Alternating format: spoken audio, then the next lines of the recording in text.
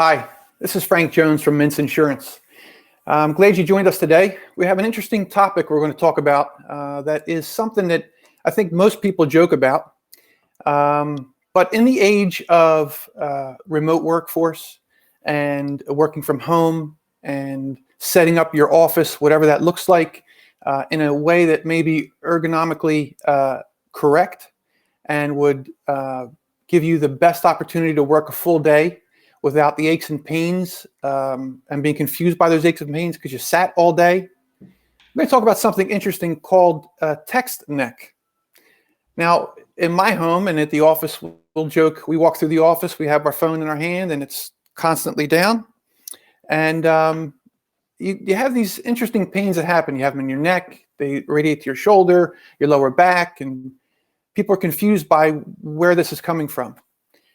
I think a lot of it, as I've read in working with physical therapists in New Jersey, as is a focus of our agency, I've read a lot, talked a lot to PTs who have explained that this text neck situation is maybe new, but it is real. I read an interesting stat lately. 79% of people 18 to 44 spend only 2 hours of their waking day without their phone in hand. It's a pretty interesting stat. And so business today is done digitally, and it's the way we operate, right? Texting family, texting friends, responding to emails, taking phone calls on social media. And so today we're going to have a discussion with a couple folks that are going to be able to give us some insight. But first I want to introduce Pete Polgar, who is the president of Glenmont Consulting and a digital guru, if you will, who spends a lot of time. I'm not sure, actually, he probably does not have 2 hours of his waking day without something digital in his hand. He does walk around with an Apple Watch as well. So maybe that'll be the next thing, is constantly checking the watch. But Pete, welcome. Awesome. Thanks, Frank.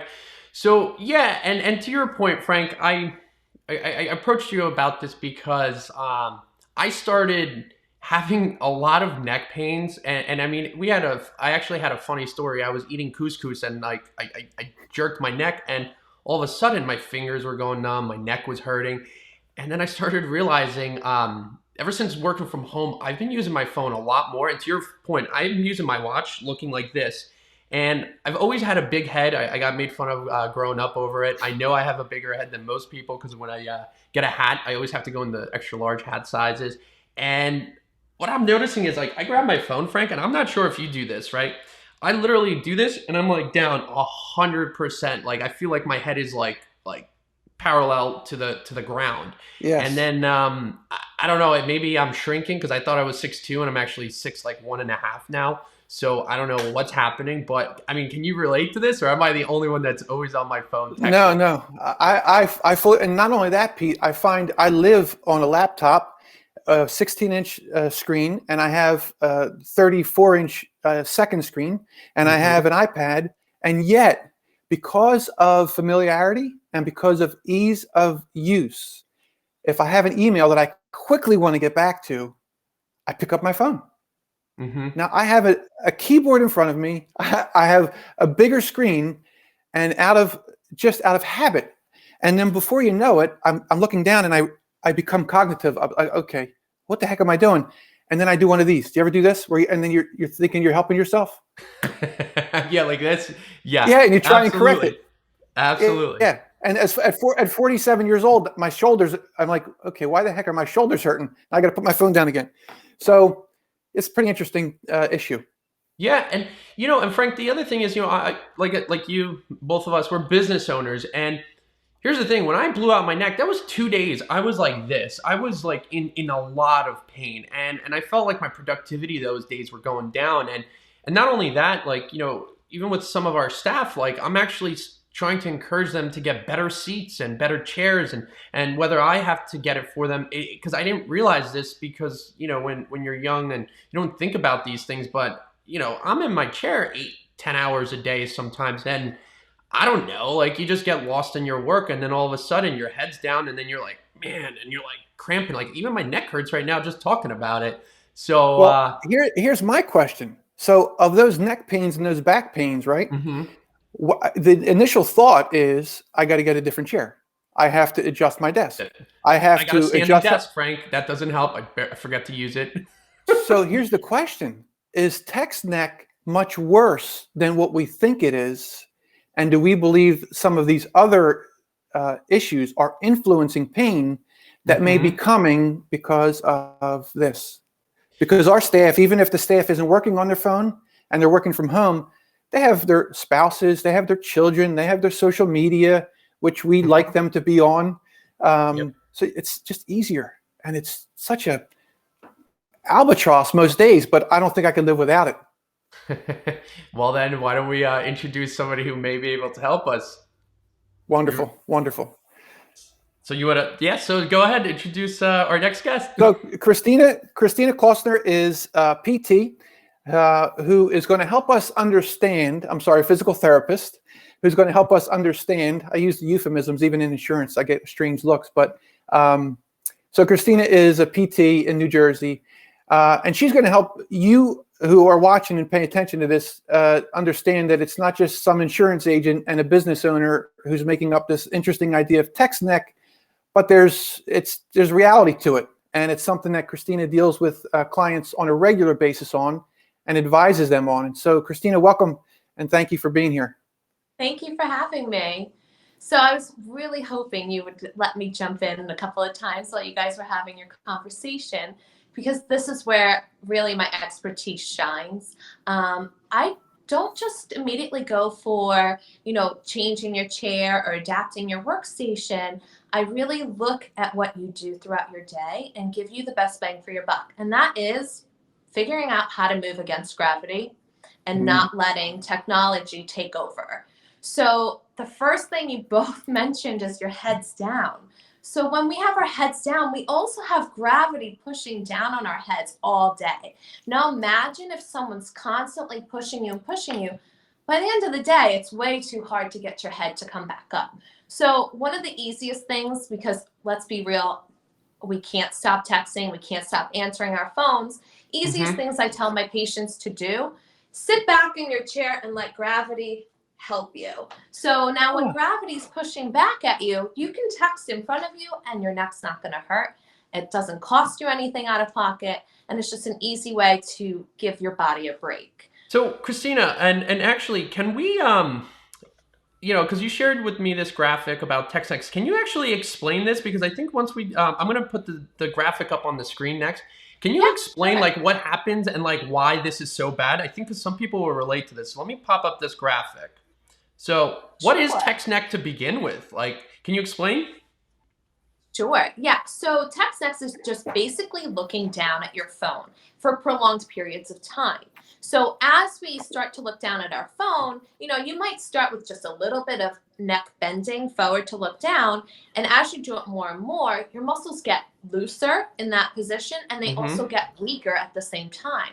So now all of a sudden your degrees of bending and flexion become more severe, which indicates to me that you're going to be the one that has the most amount of pain, whether it's directly in your neck, or you start to feel numbness and tingling in your fingers, or even low back pain. And sometimes patients are so surprised that even your foot going numb is related to text neck.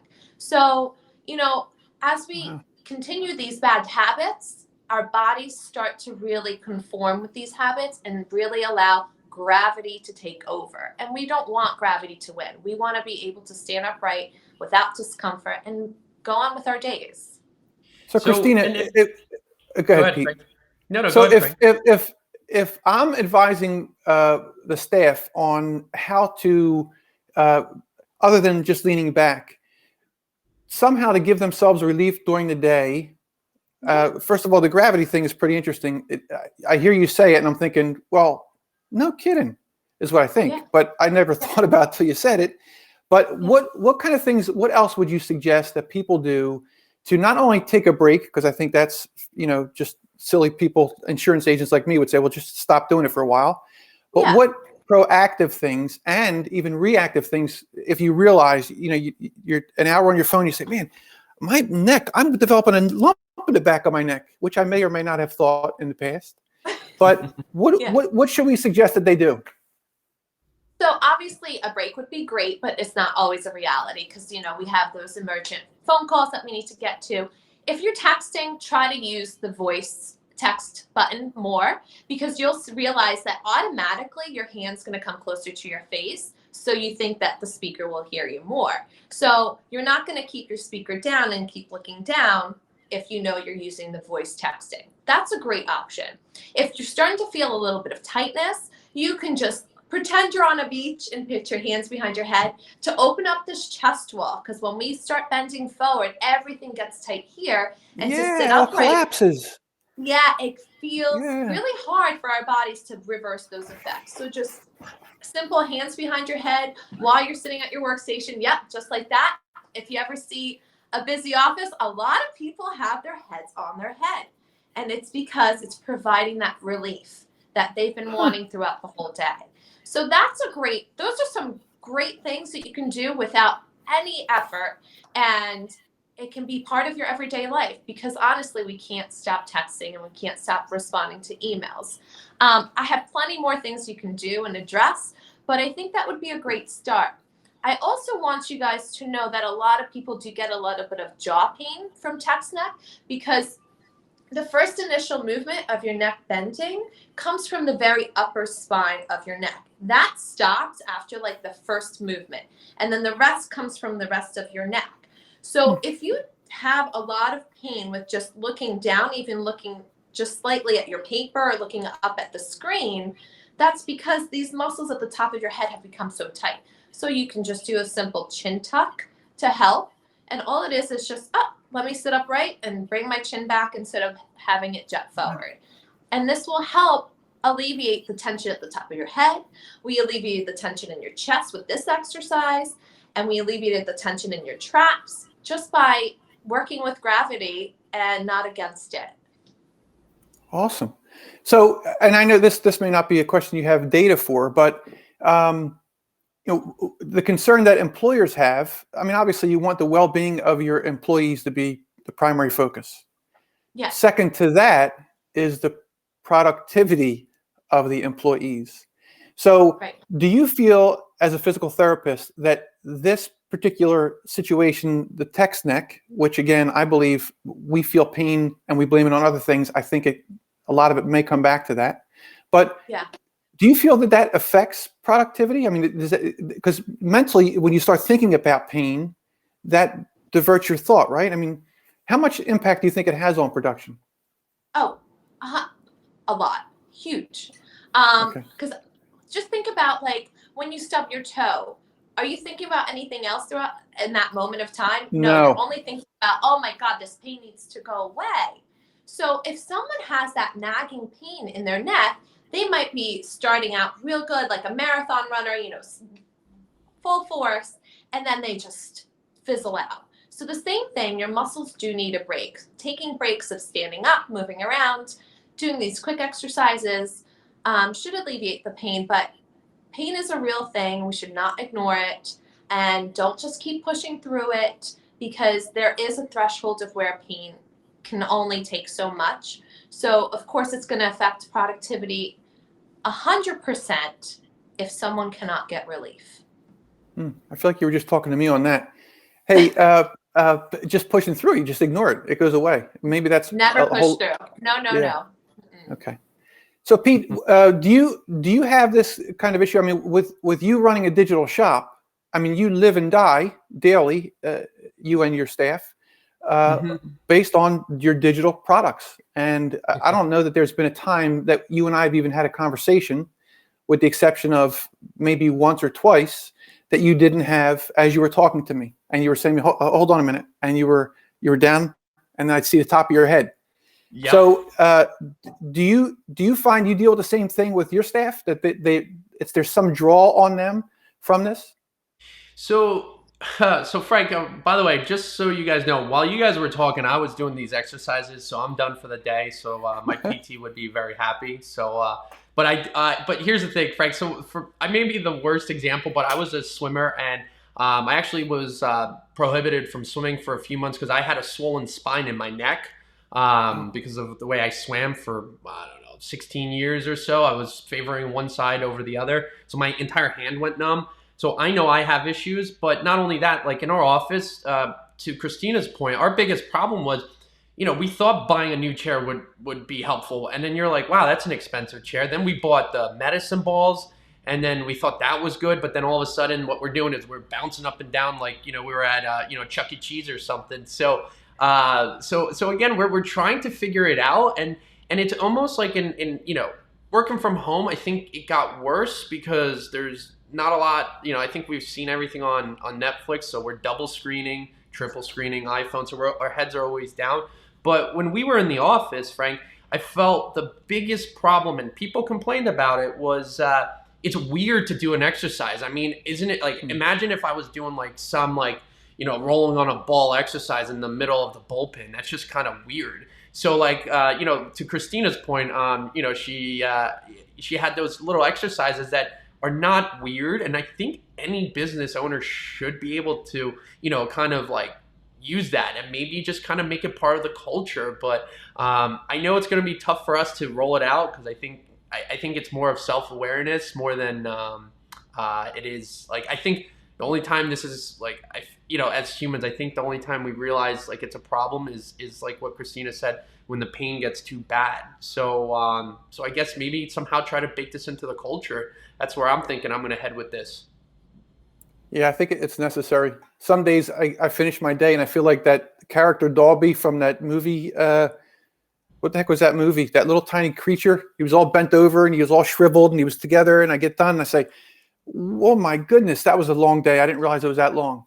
But to do it throughout the day, you eliminate pain, you increase your productivity, and who doesn't like to feel good? Yeah, just in general, along the way. So, Christina, is there anywhere that do you have a website or any specific place that people can go to maybe get some instruction on this? Yeah, I will be starting a work from home series on my Instagram page, which is Physical Therapy Mama. And you can link it from my website of mobileptnj.com. I'm going to ask you to repeat that again because I want to make sure that those who are viewing and listening can get it. Sure. It's Physical Therapy Mama, MAMA, on Instagram, or mobileptnj.com. Wonderful. Wonderful. So, Pete, I know where I'm going to spend some of my time this afternoon and possibly send a couple links to the staff. I don't know about you. I am going to get probably an ocean background playing on my bows here in the office. I'm going to put my hands behind my back and lay back in my chair. Picture I'm under the sun, beautiful sand between my toes and the water coming in and out. But this is very, very informative. Christina, I really appreciate you making the time. You make it simple.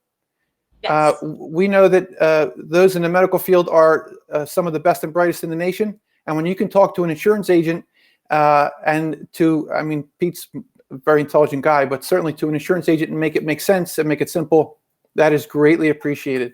And so I thank you so much for your time today, for your help. And I'll be going to Physical Therapy Mama on Instagram and mobileptnj.com, right? Yes. Look at that. Awesome. I remembered already. Awesome. Pete, thank you for being here. Appreciate it. Doing this, Christina. Thank you for the tips. Bye, everyone. All right. See ya.